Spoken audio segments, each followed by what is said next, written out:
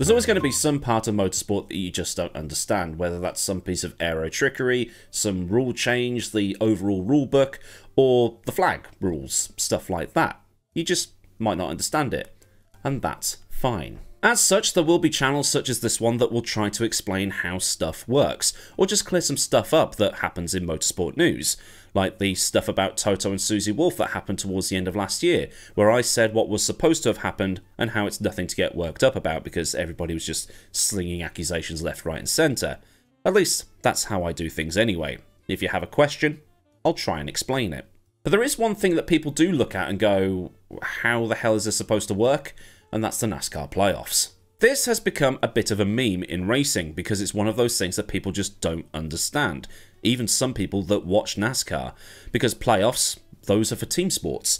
The NHL, MLB, NFL and NBA all have similar systems in place because that's how their leagues function. They don't function like, say, how our football leagues work. Plus, they have things like Eastern Conferences, Western Conferences, other divisions or subdivisions if you want to call them that, and they separate things out. The winners of those divisions go to a knockout stage, last one standing is the winner. I guess the format's a bit like the Champions League. You have a group stage, and it's just a bit bigger in the case of the NHL, for example, and then it goes into a knockout cup. Meanwhile, in English football, the leagues are almost a first-past-the-post system.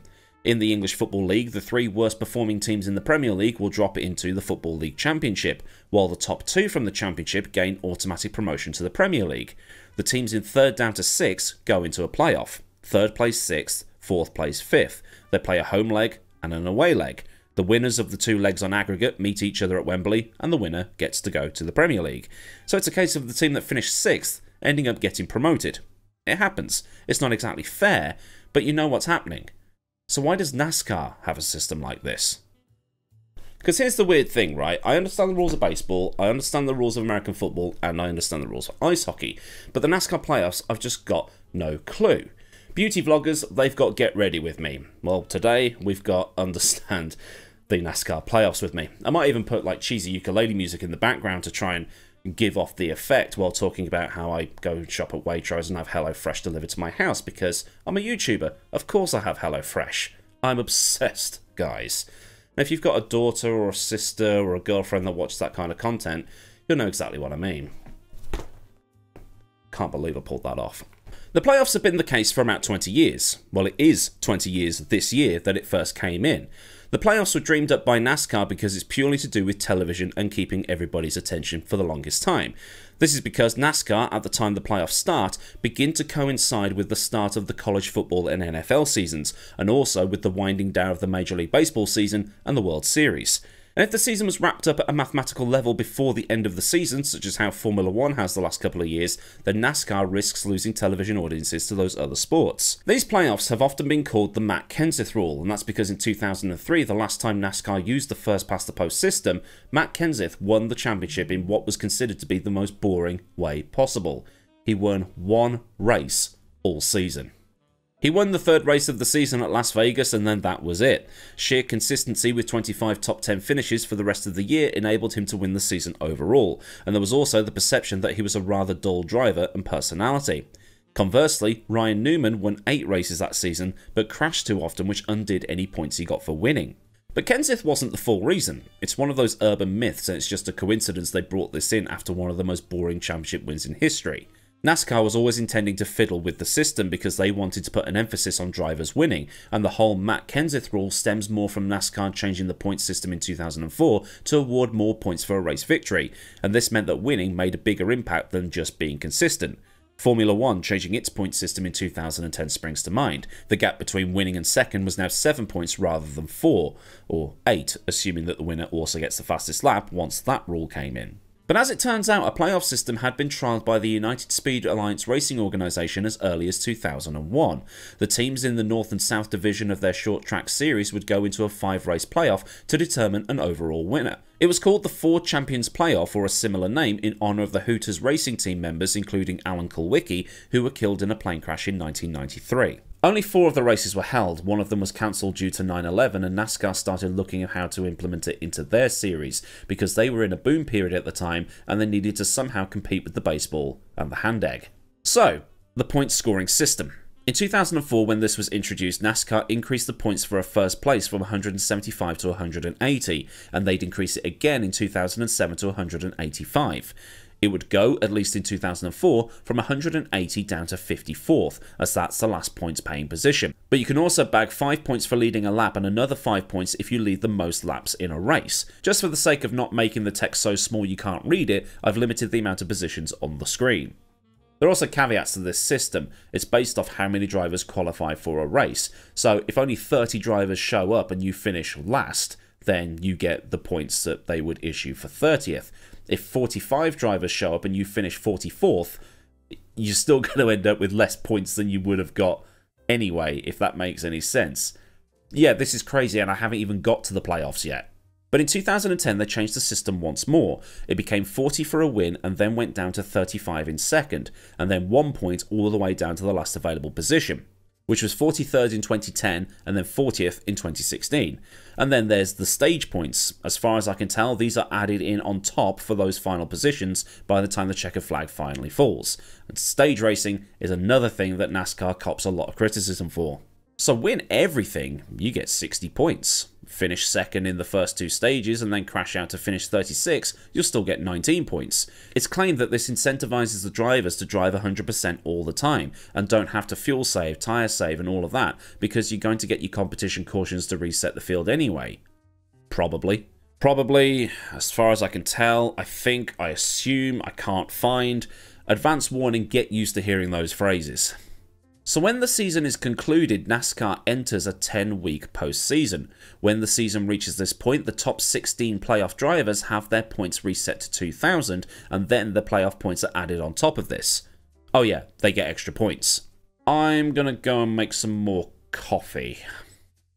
So how do you get these points? Well, apparently you win races, and you get 5 points per race win. You win 10 races, you get 50 playoff points. Win 4, you get 20. Win 1, get 5. Maths. But again, as far as I can tell, I don't think that these playoff points are actually added to the overall standings, if that makes any sense. So you're not going into the playoffs on 2,055 points. Should be noted here that at the end of the regular season, the guy who wins the regular season championship, if that makes any sense, gets 15 playoff points. Second in the standings gets 10 playoff points, third gets 8th, fourth gets 7, and so on and so on and so on down to 10th, which gets 1 playoff point. In essence, the rule says that it's the 16 winners that get to go through to the playoffs, but there's never 16 winners. I think last season it was probably 6 or something like that. So you have 6 people who automatically go into the playoffs, for want of a better phrase, and then the remaining 10 positions are filled with the 10 highest point scorers. Can you follow me here? Because this has been horrendous to write. And their points are reset to 2,000 as well. So once all the mathematical gymnastics have been performed, 16 drivers enter the playoffs. And in 2023, the playoff races were held at Darlington, Kansas City, Bristol, Texas, Talladega, Charlotte Roval, Vegas, Homestead, Martinsville, and the playoff final, cup final, championship race, whatever you want to call it, was held in Phoenix. After 3 races, 16 drivers are whittled down to 12. Another 3 races, it's down to 8. And then the final race has 4. So what might be going through your mind right now is, oh, okay, so it's like the football stuff that you were talking about before. You only have 16 drivers racing and they knock each other out based off the end of the 3 races, and then you have, what, 4 at the end? Nope. Everybody turns up. The races go on as they normally do, with the stages and all of that stuff, and the winner of each race, so long as he is one of the 16 in the playoffs, automatically advances to the next bit, which is the round of 12. The others, if they don't win, have to score as many points as possible.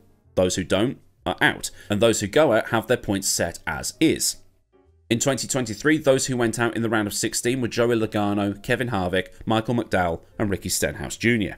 The remaining 12 get their points reset to 3,000, and they go again. Again, win a race and you're automatically through. Don't win one, you have to get as many points as possible. So in the round of 12, Brad Keselowski, Ross Chastain, Bubba Wallace and Kyle Busch were eliminated. And this is where one difference comes in. Those who were just eliminated in that little list, their points get reset back to the 2,000 that was in the round of 16, but all their accumulated points stay with them.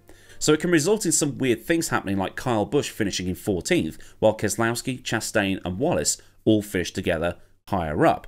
because all the other drivers can still score points even if they're not still in the playoffs. For the round of 8, the points go up to 4,000. Same process applies. 3 races, get as many points as possible. Those who are knocked out get their points reset to 2,000. The points they accumulated in those 3 races stay with them. In this case, Hamlin, Reddick, Buescher and Truex. In the final round at Phoenix, the 4 remaining drivers go into that final race and their points are all reset to 5,000. And what happens now is there is no extra races. It's one race. Whoever crosses the line first out of those 4 drivers is the champion. In this case, Ryan Blaney. Now, Blaney did not win that final race. That's irrelevant. If all the points are set to 5,000, then it's a case of who comes first out of all those drivers. Ross Chastain, eliminated in the round of 8, won that race, while Blaney was second. Kyle Larson was third, William Byron fourth. The other driver in that top 4, Christopher Bell, was 36th. So the final standings in the 2023 NASCAR season had the drivers in the top 3 separated by 1 point each. So what this is trying to tell everybody is that somebody could do what Max Verstappen did last season and win pretty much every single race and accumulate a massive amount of points and still not win the championship. This is f***ing insane, and this is actually worse than still using Fahrenheit as a temperature scale. But, as a TV spectacle, this ending to the season would have you on the edge of your seat, as the 3 championship contenders came home line astern, to use my best Martin Brundle terminology. But if you're a driver or a team owner, you'd probably be fuming if your driver was top of the standings at the end of the regular season, and then someone else goes and takes the big cup at the end. Although I've just seen the regular season trophy, and it's just as big. But that doesn't put you on the stat sheet with the likes of Earnhardt, Johnson and Petty and Gordon. But William Byron, Martin Truex Jr. and Kyle Busch all say that the regular season championship still holds value, because that's where your playoff points are accumulated, and that might give you more of a safety net when the regular season crosses over into the playoffs. Truex was the regular season champion, although Blaney won the playoffs. Have there been years where the person who has won the regular season not gone on to win the playoffs? Yes. Several. There's also things like 2004 as well. There was a weird stat out there that said if the playoffs didn't exist, Jeff Gordon would have 7 titles along with the likes of Earnhardt and Petty and Jimmy Johnson as well. So it's one of those things where things can get really shook up if it doesn't work out right. You know, you win the regular season and then it just all falls apart after that, because it can. In 2020, Kevin Harvick won the regular season, but he got knocked out in the last 8 of the playoffs. Must have been gutting. But like I said, as a television exercise, fair enough. It would get people going as it's edge of the seat stuff. But for those new to the sport, it's going to be something odd to get your head around. If you watch NASCAR for a while, yeah, sure, you'll get it eventually. The BTCC reverse grid format is a little confusing to start with, but the more you watch, the more you understand. But in this modern world with attention spans being what they are, it makes you wonder if it's having the desired effect, in practice. So does it actually work, or would getting rid of it and going back to a first past the post system and even ditching stage racing have a better effect? Let me know down in the comments. So then, a look into the rules surrounding the NASCAR playoff system. If this has taught you something new without breaking your brain, then do like the video so I know I've done a good job. And for more stuff like this, get subscribed with the bell on so you never miss out, especially since the road to 100k is now fully on with the growth in recent weeks. Also, a big shout out to the rad lads at Patreon for the continued support, and if you want to help keep things running around here, then a link to Patreon is in the description, along with links to Discord, socials, and affiliate links. Well, there's super thanks and memberships if that floats your boats. So until next time, I've been Millward, have a great day wherever you are, and goodbye.